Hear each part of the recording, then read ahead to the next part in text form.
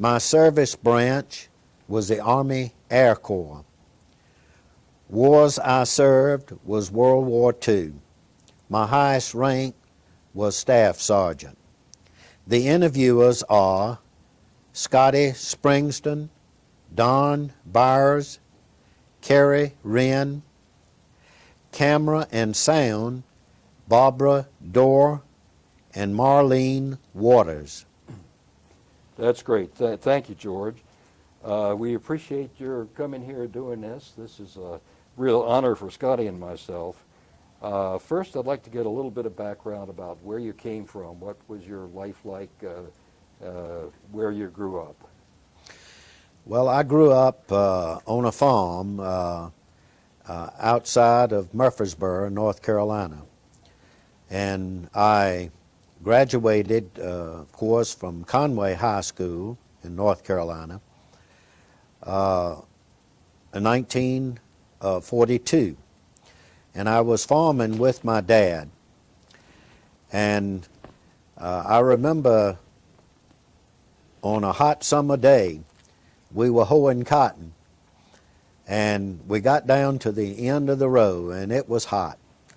And I told my dad, I said, Papa, I said, when we get this crop out, I won't ever put another one in. And so that's when I proceeded to go and take the exam for the Army Air Corps.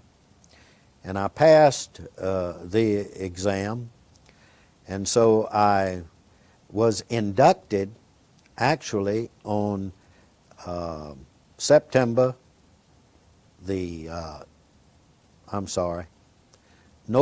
29th, 1943. But I went into active service on December the 13th, 1943, at Fort Bragg, North Carolina.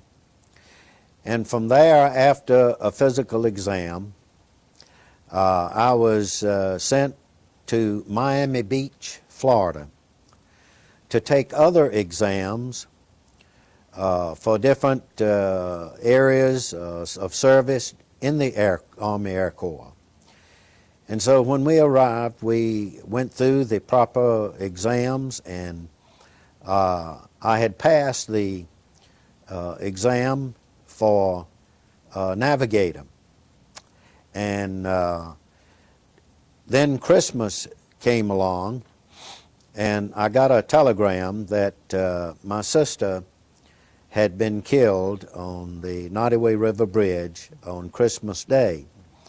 And during this process of getting everything approved and getting leave, emergency leave, I came home for 14 days, emergency leave, to be with the family. On my return, they had upped the grade for navigators, and they were needing more aerial gunners. And so I was assigned to be an aerial gunner. I took my basic training there at Miami Beach, and we were moved from there after basic training, put on a train, and moved across the southern part of the United States. And we came down out of the Rocky Mountains, and train pulled to a stop outside of Kingman, Arizona. And this is where I spent 7 weeks of gunnery training. There at Kingman, we did out on the desert, we had set up moving targets, and our 50 caliber and 30 caliber machine guns that we were using were fixed. And we had to pass these exams of hitting the target. And then we also did air-to-ground gunnery from aircraft. That is, we'd fly over the desert, and they'd have fixed targets, and we would have to hit those targets. We were firing from the waist position. And also, we had training at firing at a target that was pulled by another aircraft. And we would, all of this was done over the deserts of Arizona. And we had one of the ladies were flying these aircraft that were pulling the targets. Well, if we came too close, at times they would cut loose the target and take off and head back. But at one time, one of the aircraft shot down one of the tow target airplanes. But from there, we had to train in assembling a 50 caliber machine gun. We would take it apart and put it back together. And the time that we had to do that was 1.5 minutes and put it back. And also, doing that, we also had to be able to take it apart and put it back together blindfolded in the same length of time. The reason for that was because that if you were flying at night and your gun malfunctioned, you would have to be able to take it apart and find out what the problem was, put it back together without any lights. Let me ask you just quickly, the type of aircraft that you were practicing from, you were shooting from, and the type of aircraft that were towing the targets. The aircraft that we were flying in and shooting from was a B-17. This was the first aircraft that I flew in, was there, B-17. The target plane was a twin-engine aircraft. I'm not sure the exact make of aircraft. Okay, go ahead.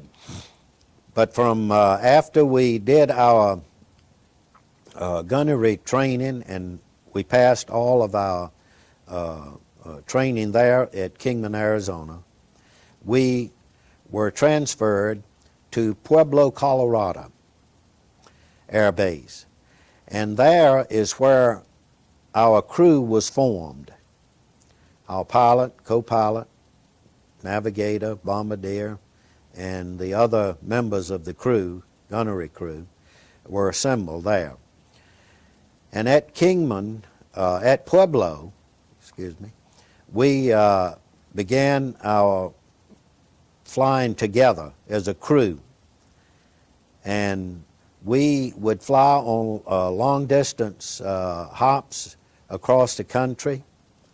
And also, there we would fly in formation with other aircraft. This was so that we could become familiar with flying in formation over the target or enemy territory. And again, the type of aircraft at that time? We were flying in B-24s. That's a 4-engine bomber, which I was assigned to the tail position of the aircraft, which consisted of a turret with twin 50 caliber machine guns. And that aircraft also had a turret in the nose, which consisted of the same. And of course it had a top turret also, and then you had 2 waist gunners, and then also a ball turret with twin 50 calibers below the aircraft. And we trained together there, and so that we could be able to work together as a crew. The crew consisted of 10, and we spent several weeks there. And then we were given leave if we could. Before we transferred, we were assigned to go overseas, and we were given a 7-day leave. And so that's when I hopped the train and came home for a day or two, and then on the way back, I spent more time traveling. Let me interrupt one section. I've often wondered how they trained you to not shoot down the other aircraft in your formation. Did they give you any specific training for that? Yes. In the tail position, the guns had a cutoff so that you wouldn't shoot the tail part of the aircraft off. If you passed a certain degree, your guns would cease firing. And nothing up or down gave you any problem. And also, we didn't have any instructions as far as shooting down other aircraft in the formation because we were well aware we flew such tight formations that you could almost recognize the crews in the aircraft that was flying next to you. And the purpose of this tight formation was that you could direct such tremendous air fire upon an enemy fighter doing a fighter attack. And then that was the main purpose of this. Were you actually firing practice while you were in formation? No, we did not do any practice firing while we were practicing, over here in the United States. Okay. You got your assignment to overseas at that point? We got my assignment to go overseas. We wasn't given any specifics. So I came back from 7 days leave, and then the crew was moved to Lincoln, Nebraska, which is where we picked up our aircraft, B-24 aircraft. And there we flew the aircraft to Newfoundland, Gander Field in Newfoundland. And this was our jumping off point for overseas. And of course we had many aircraft flew into Newfoundland for the trip over. However, we did not fly formation from Lincoln to Newfoundland or from Newfoundland overseas. We flew as individuals. And once we got to Newfoundland, the weather shut in across the Atlantic. And so we spent 14 days there waiting for the weather to clear. And once it cleared, we took off and flew to the Azore Islands, which is off the coast of Africa. And then we landed there, refueled, and then flew on over into North Africa and refueled again. And then we flew up over Sicily to southern Italy. Outside of Foggia, Italy, was where we were based. There were a lot of American bombers at that area, in Foggia, at that time. What was what unit were you assigned to? I was assigned to the 451st Bomb Group, the 49th Squadron, the 724th Squadron, the 49th Wing. Okay, now, I think you had described your first mission. What was your first mission like? My first, we called it a milk run, actually. That was over a target up into northern Italy to knock out a bridge to cut off the German forces who were moving back in towards Germany and up into most northern part of Italy. And the reason we called it a milk run, because we had not many flak guns there could be trained on you, and we didn't anticipate any enemy fighters. That was our first mission. How was the fighter opposition later on? Your next missions were not quite as easy, were they? The next mission that we took after that was over Athens, Greece. We flew in to bomb some ships that were anchored there into the harbor. And this was a little more. We encountered quite a bit of flak over Athens doing that mission, but we did not receive any damage whatsoever. And we, of course, dropped our bombs and returned to our base.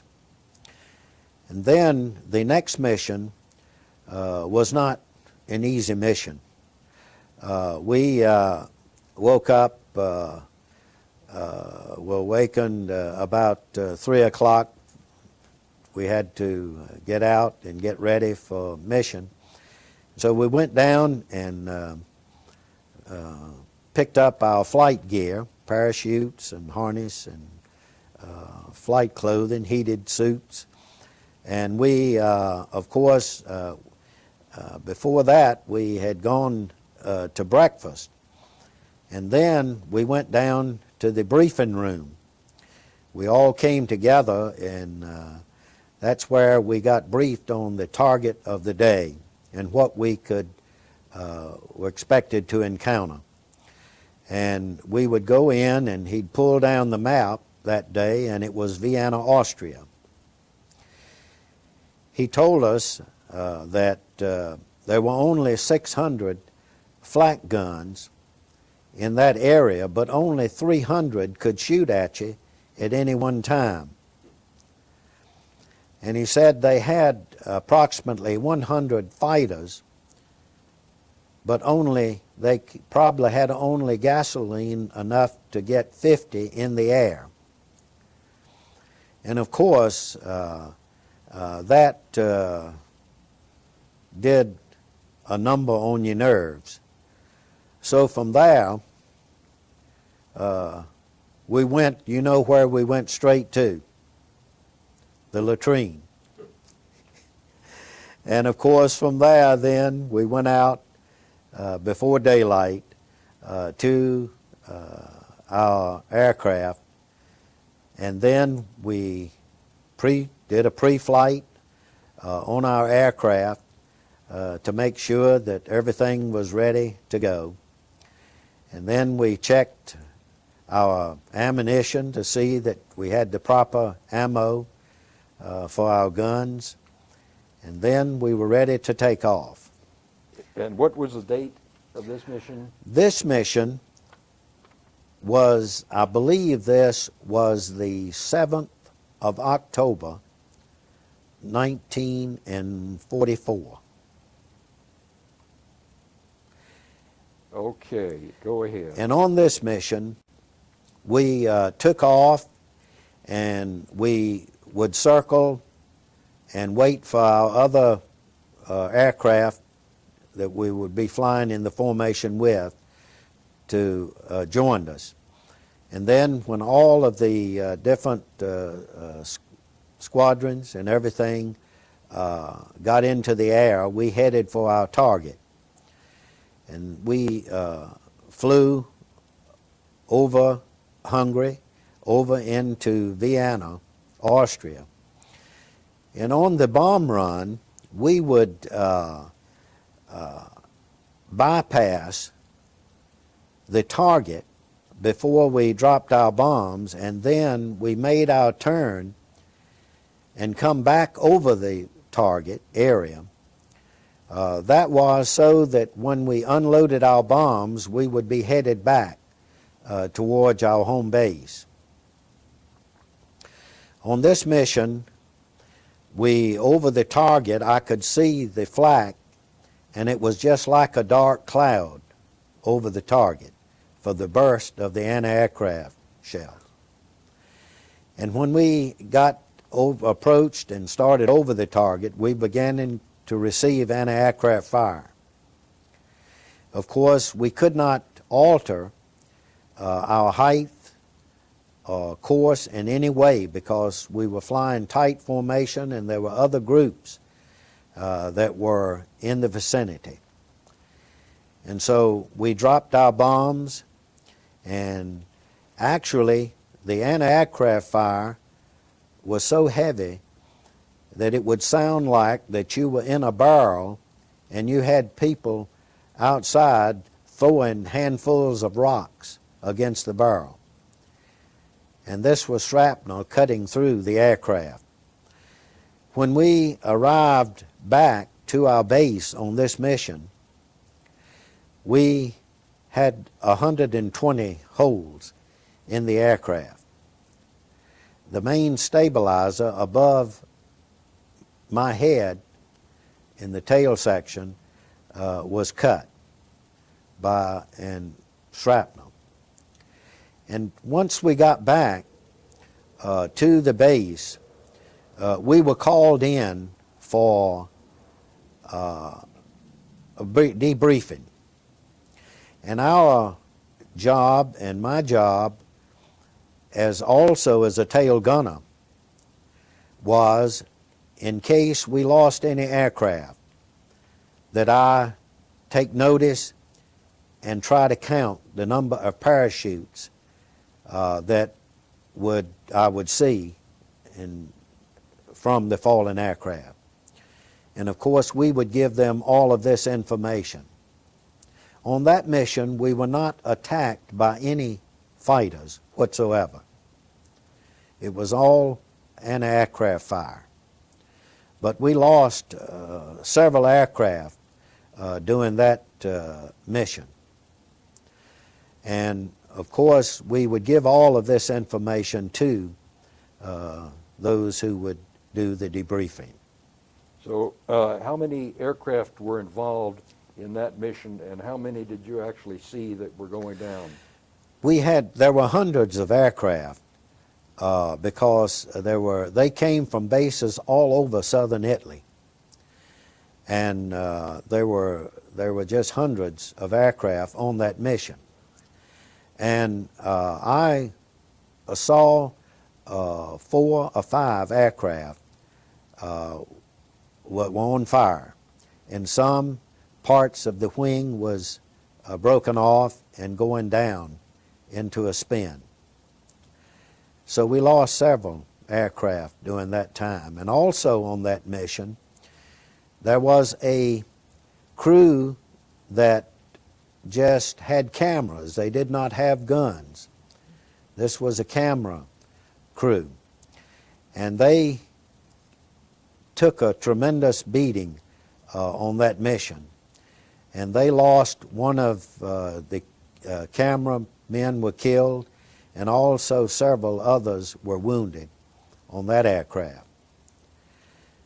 Was this camera mission, was this camera plane on every mission, or was this just a rather... This was on, I believe they had a camera crew on every mission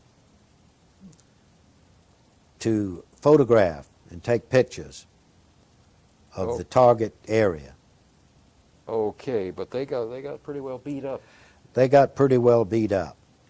And the sad part was that they didn't feel that they had anything that they could fight back with because they, I do not believe, carried bombs at all on this aircraft. But after this mission and after our debriefing, bad weather set in southern Italy. And so we were grounded for 7 days. And this gave the maintenance crews the opportunity to repair all of our aircraft and get them ready to fly. And so on October the 13th, which was a Friday, the 13th, on 1944, Beautiful day. It cleared off.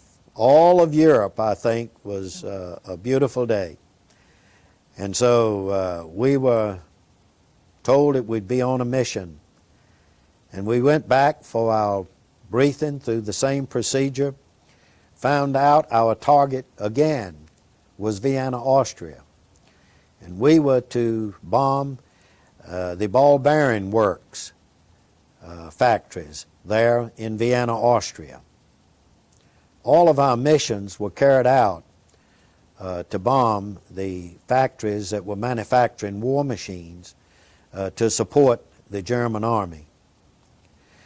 And so, of course, it had the same effect. And we took off for that mission, and there were thousands of aircraft that day.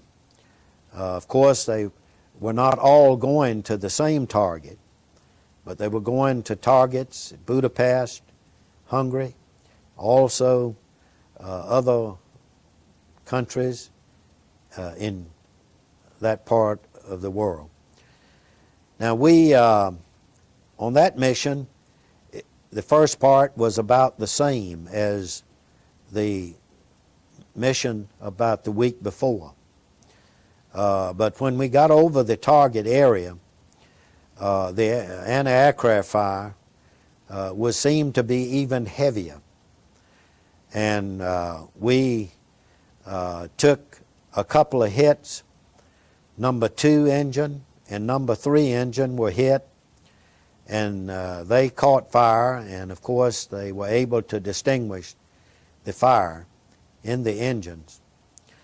And then we got a direct 88 millimeter anti-aircraft shell, went through our right wing fuel tank and ruptured a hole so large that it would not seal itself.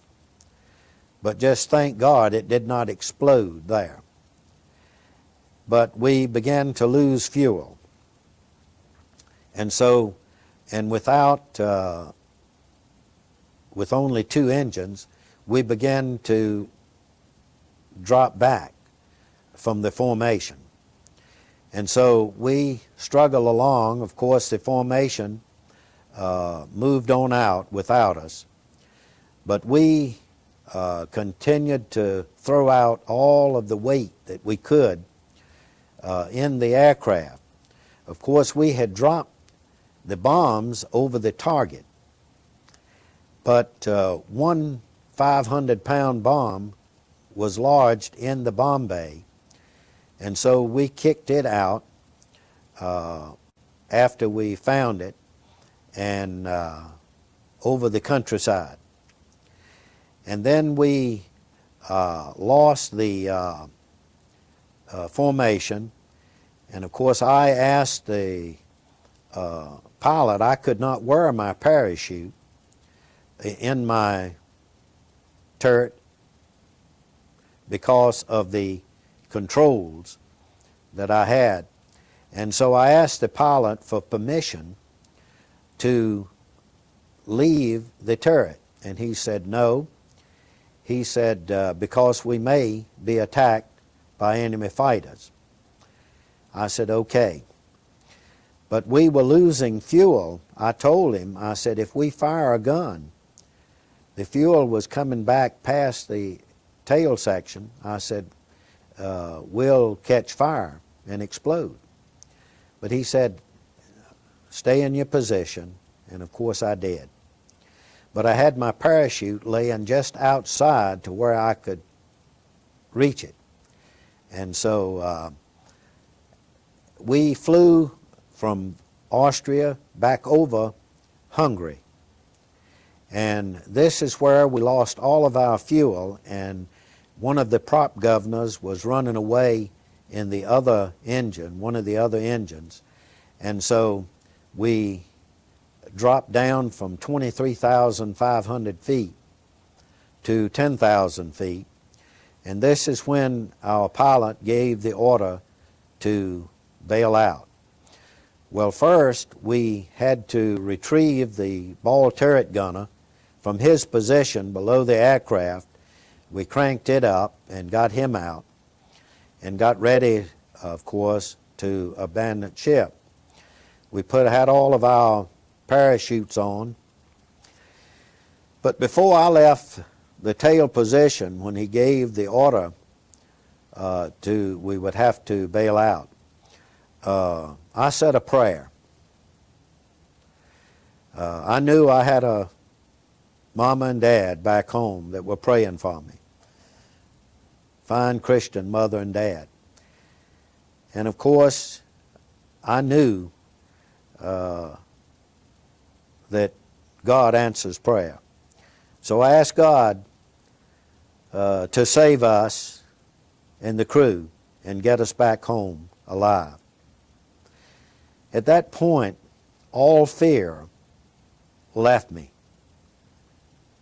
And I came back to the door and opened the door, get ready in the bottom of the aircraft to abandon ship.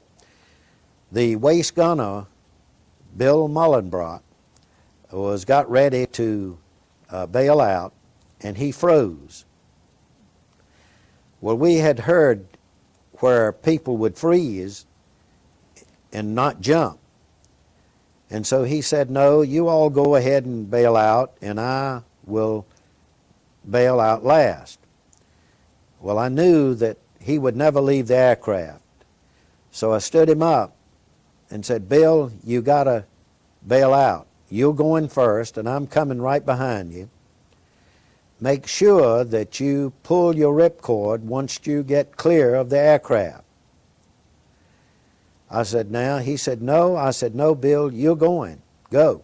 So he went and jumped out, and then I went right behind him, and I cleared the aircraft and then pulled my ripcord, and it opened.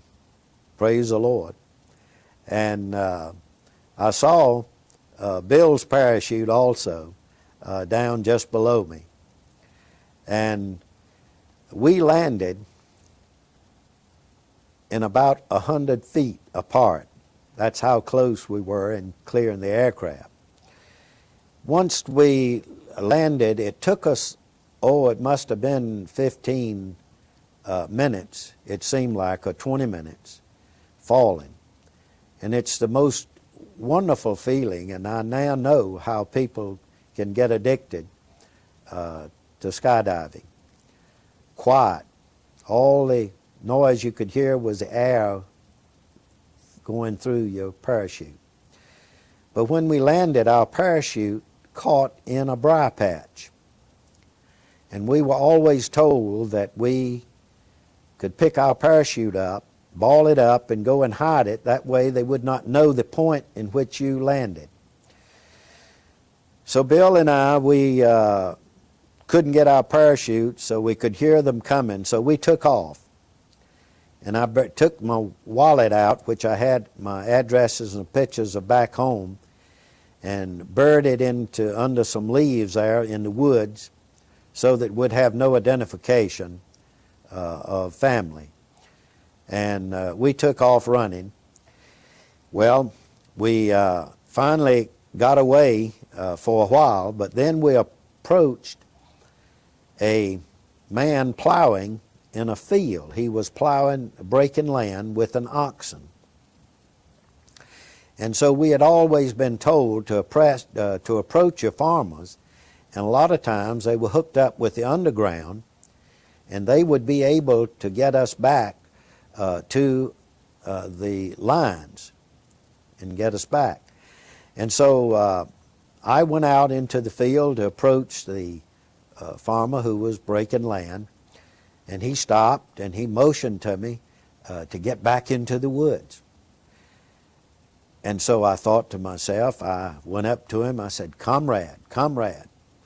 And he motioned again to get back.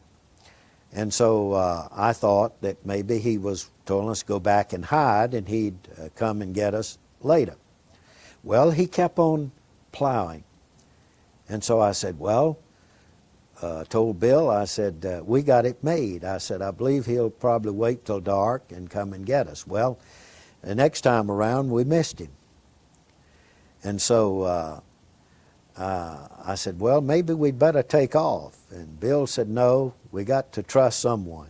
So we stayed there, but then in about 20 minutes, we were surrounded by this home guard there in Hungary with pitchforks and a couple of rifles and sticks and everything. They surrounded us, of course. We had to surrender.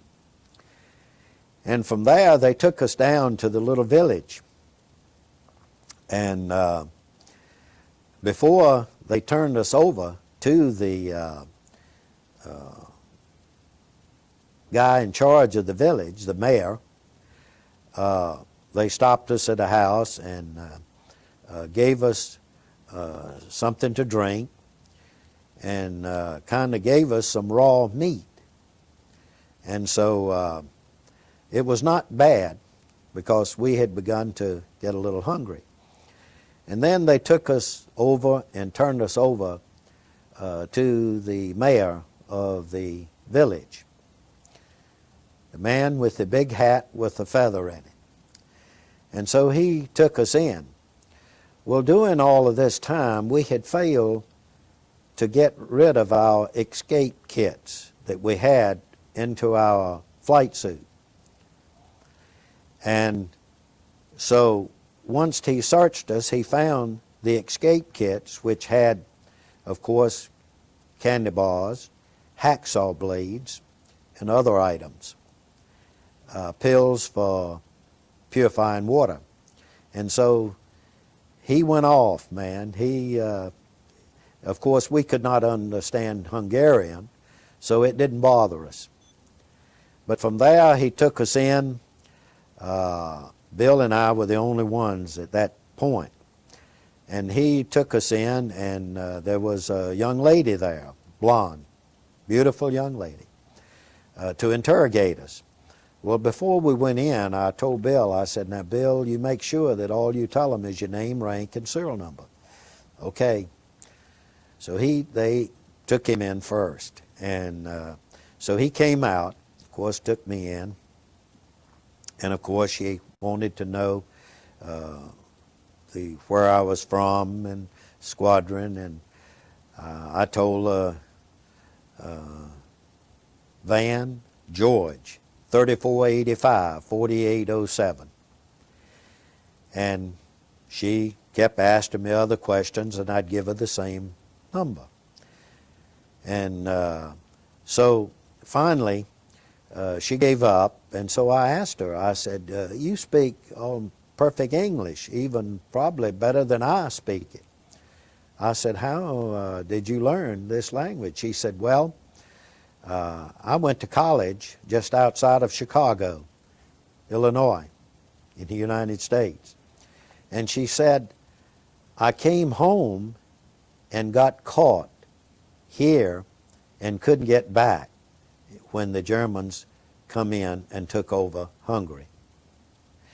And so from there, they took us out, and they put us in a car and took us down to a village about 10 miles away, which had a prison and jail. And they put us in. That was early part of the evening. And we, that's where we run into our other crew. Before we got there, they had told us that the pilot had gone down with the aircraft. Of course, we were saddened by that news, but after we got into the prison there in the village, during the night, they brought him in. And he came in, and we were happy to see that he was alive, and all 10 of our crew were there. But from there, they took us, and I do not know the name of that village, but they took us from there to Budapest, Hungary. And they, as we marched in, they took us by train to the outside of the city. Then they took us out, and they had about 3 or 4 guards with us, and they took us in to Budapest, marching down the street. Well, the people were very upset because they had just been hit with a tremendous bombing mission a few days before. So they began to throw rocks at us. Well, I figured the best thing that I could do would be to walk as close as I could get to one of the guards. So I got right up beside of one of the guards and let him become my buddy until we got through. And when we went in to the prison, they kept us on one side of the river and put us in for overnight. And the amazing thing, when we walked into the door of the prison, there written up on the wall was "Kilroy was here." This was great. And so we knew that there had been other Americans who had gone through as well. So the next morning they took us across the river and took us to the state prison there in Budapest. And they put us in solitary confinement, each of us. And we stayed in solitary confinement for 10 days. Nothing, just they feed you, of course, but no communication with anyone else. And after the 10 days, they took us out and took us down, and they turned us there over to a German officer, a young SS officer, and he was to interrogate us. He took me in, and he began to question me about the bomb group and where base was and all of this. And I gave him the same: Vann, George, 3485, 4807. And every time he would ask me, I'd give him the same, my name, rank, and serial number. He became upset. And he looked at me and he said, "I'll have you to know that I could have you shot as a spy in the morning." Well, amazingly, I looked at him and I said, "I do not doubt that you could have me shot as a spy. But I think that you are smart enough and intelligent enough that you know better than to think that I am a spy." Well, he dropped his jaw. He was almost speechless. He says, "You're right." He said, "I know." And he began to tell me the base, the squadron that I was from. I made no comment, but he turned and let me go. And we then were put in with the other crew members. And we stayed there for a couple of weeks, and then the Russians were beginning to move towards that area. And so they then were going to move us out. But while we were there, we came in contact to a fighter squadron leader who had been shot down, and he had been in solitary confinement, he told us, for 45 days. And we would only stop and speak to him as he would stand at the door as we would pass by his cell in the prison. And we tried to give him as much encouragement as we could. But then they began to move us out, so they took us down to the railroad station. They gave us a loaf of German bread and a can of horse meat was what they gave us to eat. They put us on the train and we headed north up towards Germany. And every time that any aircraft would come into the area, the train would pull to a stop, and everybody on the airplane would take off to the woods. On the train? Train. They had, of course, guards with us, so they kept a close eye there on us. And then they would load back on the train. Well, we finally got to northern part of Germany, to Stalag Luft 4, which is up near the Baltic and near the Polish border. This Stalag Luft 4 was airmen who had been shot down, also British and Canadians as well. This Stalag Luft 4 consisted of 4 compounds, A, B, C, and D. They had begun work on enlarging that to E and F, but which had not been completed.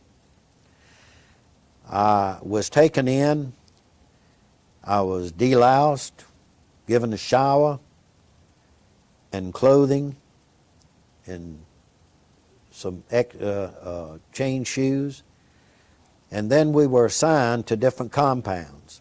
I was in compound D and put in barracks which consisted of British and Canadian airmen. In the room that I was assigned, there was not any bunks, so I had to lay on the big table in the middle of the room. The room was heated by one small stove, coal-burning stove. We were given 4 bricks of coal to burn each day. And we made out fairly well. They did not have the food to give us to eat for breakfast. All we would get was just a little soup and a slice of bread. But we were able to get 1/2 of a food package per month, Red Cross food package, which consisted of a can of Spam and cigarettes and other small items that we could munch on, and jelly and jam and crackers. And so we were able to make out. For our evening meal, we would have potato soup, and with very few potatoes. And with that, and of course, a 1/2 loaf of German bread. That was basically all that we had to eat. So we remained there. Well, Christmas was approaching, and we spent Christmas there, and we had a celebration. They would let us come out. And some of the British and Canadians had been there so long, they'd been able to get ice skates from home sent to them. And so what we would do, it was so cold, we'd push dirt back out into the open yard, and then we would fill it with water and let it freeze overnight, and then the British and Canadians that had their skates would get out and skate. One of the fellows could play a saxophone, and he had gotten a saxophone from home, and he really knew how to play the saxophone. Also, while we were there, someone in the compound had made a little crystal radio where we could receive news broadcasts from the BBC. And every day they would get the news broadcast, and then one would go from one barracks to the other and let us know what was going on as far as the war and how the troops and the lines were moving. And so once we got all that, that was an encouragement to us. But then in the end of March, this was the end of January, excuse me. The Russians had kind of reorganized and were on the move. This was one of the worst winters that Germany had ever experienced, or Europe had ever experienced. We had snow that was 14 to 18 inches deep in that area. And the Russians began to move, so they came about 3 or 4 days ahead of the time we were going to have to leave to let us know that we would be marching out. We were going to evacuate the camp. And so I was issued 2 Army blankets. So I had a British Red Cross sewing kit. So what I did, I sewed one blanket up to like it was a sleeping bag, to where I could slip down into it. And I had the other one blanket to where I could use to roll over in also. And then we had a drinking cup for us, and a fork along, and a little utensil to where we could boil water and so forth in. And so on February the 2nd, that was the morning that they got us up and out. And I had also made a little knapsack with straps to where I could carry the utensils and so forth and have my hands free. And so we moved out that morning of February the 2nd. Snow was almost up to the knees. But we got out on the roadway, and they give us instructions that anyone who would straggle that day, there would be no stragglers, that they would be shot if they could not keep up. So we knew that we were probably going to be passing a sensitive area up on the Baltic Sea. So we moved out, and they had a cart with mules in the back to where anybody that couldn't make it, they could pull them up into the cart. So we marched from daylight till dark with 5-minute break each hour in the cold, icy, snowy roadway until dark. And then they went ahead into a little village. See, in Germany, you have villages that are separated and approximately 5 miles apart, more like a little commune or something of that nature. And the other area used for farming. And then we would find somebody that had a barn that we could get into to lay down at night.